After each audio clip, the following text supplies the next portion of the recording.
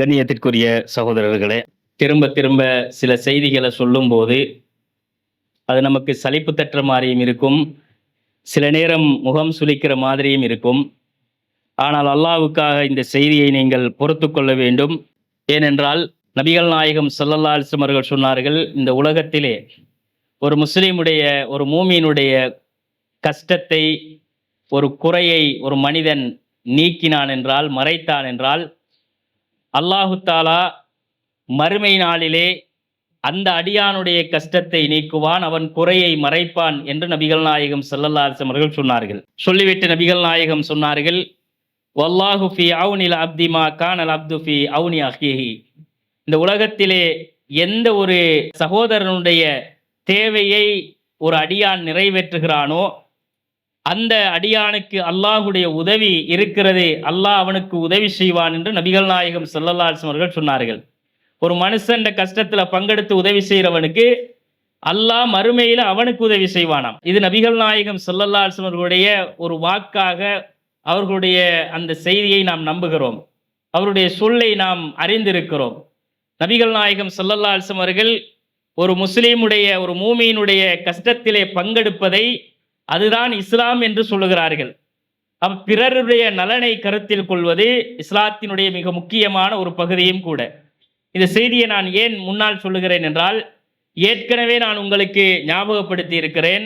என்னுடைய குழந்தையுடைய விஷயம் சம்பந்தமாக நான் பேசும்போது பலர் இதை வித்தியாசமாக நினைக்கிற ஒரு தருணங்களும் இருக்குது. என்னடா வந்து இவருங்க ஒவ்வொரு நாளும் இதை பேசி பிள்ளைக்காக உதவி செய்யுங்க அப்படின்னு கேட்குறாங்கன்ற மாதிரியான சிந்தனைகளும் எழும். ஏனென்றால் அப்படியான சிந்தனைகளை சில நேரங்களிலே சைத்தான் உள்ளத்திலே போடுவதற்கும் வாய்ப்பு இருக்கிறது. ஆனால் ஒரு கஷ்டத்திலே, ஒரு இக்கட்டான சூழ்நிலையிலே சுமக்க முடியாத ஒரு சுமையை சுமந்திருக்கிற பொழுது முஸ்லிம் சகோதர சகோதரிகளிடத்திலே தான் அவனுடைய அந்த தேவையை முறையிட்டு அதை நிவர்த்தி செய்து கொள்ள முடியும்.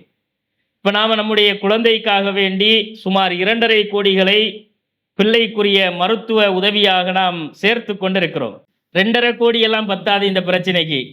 அண்மையிலே 3 வாரங்களுக்கு முன்னால ஒரு பிள்ளை 2.5 கோடியோடு முழுமையாக சேர்த்து எடுத்துக்கொண்டு போய் கிட்டத்தட்ட அந்த பிள்ளை போய் கீமோதெரபி செய்து கொண்டு எலும்பு மச்சையை மாற்றுவதற்குரிய அந்த வைத்திய நடவடிக்கையை மேற்கொள்ளும் பொழுது அந்த பிள்ளையுடைய அந்த தெரபி ஃபெயிலியர் ஆகி மீண்டும் ஒரு 80 லட்சங்களை சேர்த்து கொடுக்க வேண்டிய நிலை வந்து 3,30,00,000 அது எட்டி இருக்கிறது.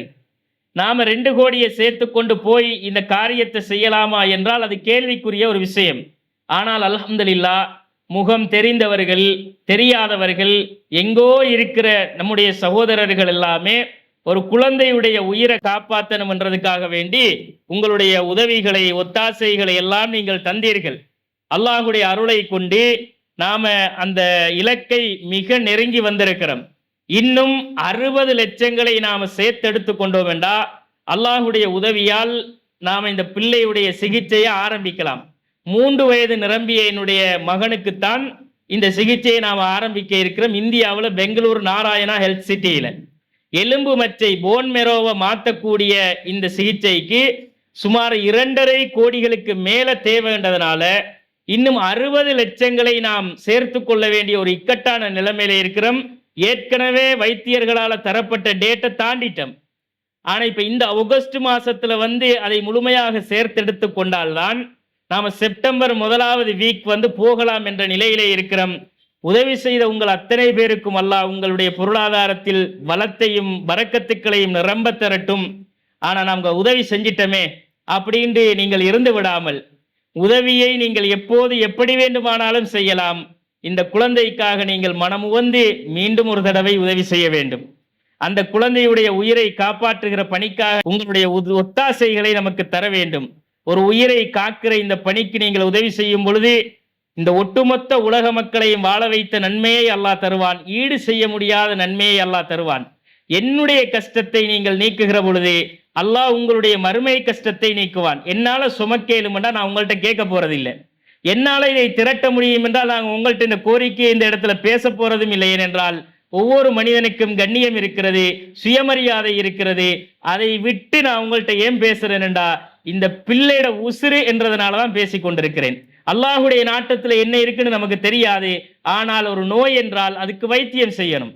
அந்த வைத்தியம் செய்வதற்காக முயற்சி செய்யணும். அல்லாஹ் நாடினது நடக்கும். வீட்டுல உட்கார்ந்தா கிடைச்சுமா? கிடைச்சாது. அதனால்தான் முயற்சி செய்து கொண்டிருக்கிறோம், கோரிக்கையாக முன்வைக்கிறோம். இதை கேட்கிற நீங்கள் உங்களுடைய ஒரு குழந்தையாக அந்த குழந்தையை நினைத்து பாருங்கள், அதனுடைய எதிர்காலத்தை நினைத்து பாருங்கள். கழுத்துல ஒரு மெஷினை கொளியிட்டு 10 மணித்தியாலங்கள் அந்த பிள்ளை விளையாட வேண்டிய வயசுல ஒரு ஊசை வயிற்றுல குத்தி கொண்டு அந்த பிள்ளை நடமாடும் பொழுது யோசிச்சு பாருங்க. ஒரு தகப்பனாக இருந்து கொண்டு அந்த கவலையை நாம் சுமந்து கொண்டிருக்கிறோம். கண்ணியத்துக்குரியவர்களே, தவறாக நினைக்க வேண்டாம். அந்த இரக்க குணத்தை அல்லாஹ் நம்முடைய மனசுல போட்டு வச்சிருக்கிறதுனாலதான் எப்படியாவது அந்த பிள்ளையை கரை சேர்க்கணும் என்று நாங்கள் கருதுகிறோம். எனவே நீங்களும் எங்களோடு உங்கள் உதவிகளை, உங்களுடைய அந்த மனம் விரும்பி தருகிற உங்களுடைய நன்கொடைகளை எங்களுடைய குழந்தைக்காக தாருங்கள். தர முடியாவிட்டால் அது ஒரு பிரச்சனையே கிடையாது. இல்லாதவர்கள் எங்கள் குழந்தைக்காக துவா செய்யுங்கள். துவாவை விட வலிமையான ஒரு ஆயுதம் கிடையாது. அல்லாஹ் அந்த துவாவை ஏற்றுக்கொண்டான் என்றால் நிச்சயமாக அந்த குழந்தைக்கு ஒரு சிறந்த எதிர்காலத்தை அல்லாஹ் கொடுப்பான், நிச்சயமாக கொடுப்பான் என்று நாங்கள் நம்புகிறோம். எனவே கண்ணியத்திற்குரியவர்களே, உதவி செய்ய முடிந்தவர்கள் உதவி செய்யுங்கள். நம்முடைய நிர்வாகத்தை சந்தித்து கொடுங்கள், அல்லது தனிப்பட்ட முறையிலே சந்தித்து நீங்கள் பேசுங்கள். நம்முடைய வங்கி கணக்கை நாம் தருகிறோம்.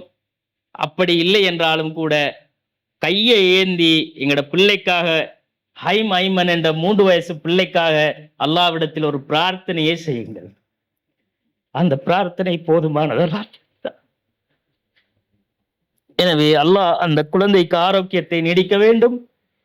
அந்த பிள்ளையையும் அல்லாஹ் இந்த சமுதாயத்திலே அவனுடைய மார்க்கத்திற்காக பயன்படுத்த வேண்டும். இன்ஷா அல்லாஹ். வாஹிரு தஅவானா அனில் ஹம்துலில்லாஹி ரப்பில் ஆலமீன். அஸ்ஸலாமு அலைக்கும் வரஹ்மத்துல்லாஹி வபரகாத்துஹு.